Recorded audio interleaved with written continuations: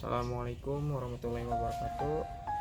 Perkenalkan, nama saya Hasanuddin. Di sini saya ingin mempresentasikan hasil pembuatan e-box mini digital tentang filsuf Islam dari masa ke masa. Yang pertama ada Al-Kindi. Nah, Al-Kindi lahir 801 sampai 873 kalau nggak salah, sampai Masehi itu. Nah, beliau ini filsuf pertama Arab yang membawa filsafat Yunani kuno ke dalam tradisinya Islam. Dia memberikan jalan, mengintegrasikan tentang filsafat Yunani kuno ke dalam tradisinya Islam. Nah, pemikirannya menekankan harmonisasi terhadap wahyu dan akal, terutama dalam masalah pengetahuan seperti matematika, metafisika, dan etika.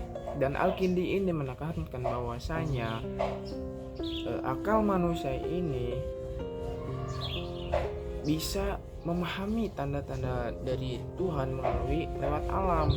Nah, yang kedua ada Al-Farabi, lahir pada 872 sampai 950 Masehi.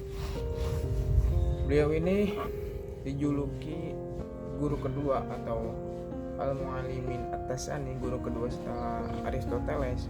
Ia banyak sekali membahas tentang logika, metafisika, politik, etika. Dan gagasan utamanya itu adalah masyarakat yang idealis dan pemimpinnya itu yang berfilosofi atau filosof. Jadi pemimpin itu yang benar-benar berpikir secara kritis, bukan cuma butuh uang mencari validasi, tetapi kebijaksanaannya. Maka dari itu pemimpin itu harus minimal filsuf lah, orang yang mengerti tentang filsafat gitu. Dan Al-Farabi ini berperan sangat banyak ya, mengsistematisasi filsafat Islam gitu, untuk mempermudah tentang dunia keintelektualan Muslim.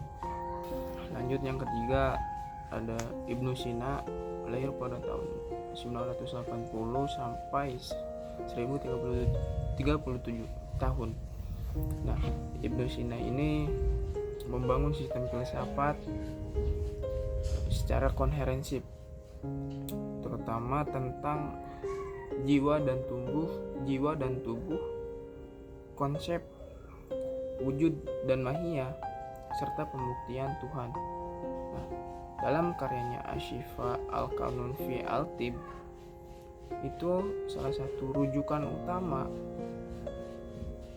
dunia secara berabad-abad, bahwasanya pengetahuan itu secara kombinasi seperti akal, pengalaman, dan iluminasi intelektual itu. Dan Ibnu Sina ini sering dijuluki bapak kedokteran dan filsafat rasional. Lanjut, yang selanjutnya, yang keempat, Al-Ghazali, lahir pada tahun 1057 sampai 1111 Masehi kalau nggak salah ya. Nah, di mana beliau ini menggabungkan filsafat dengan tasawuf atau tazkiyatun nafs.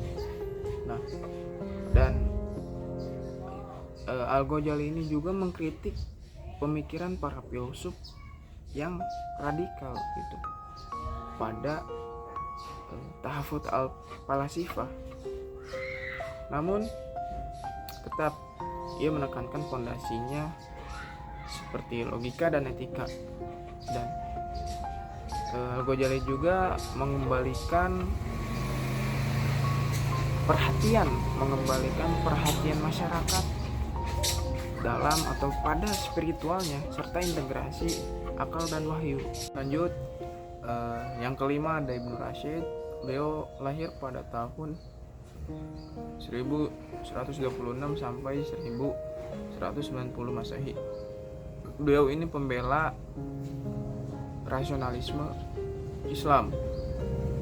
Dalam karyanya Tahafut al-Tahafut, beliau ini mengkritik kritikannya Al-Ghazali, dan ia menegaskan kompatibilitas agama dan filsafat, dan bahkan sampai memengaruhi pemikirannya Barat pada abad pertengahan melalui komentar-komentarnya atas Aristoteles.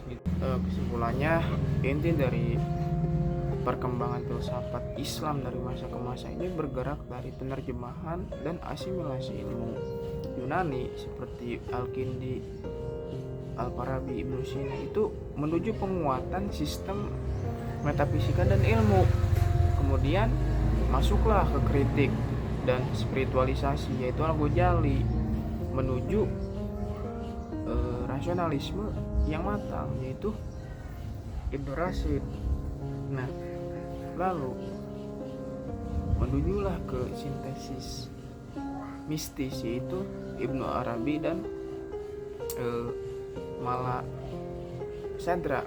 Nah, jadi perkembangan ini tuh tidak statis gitu.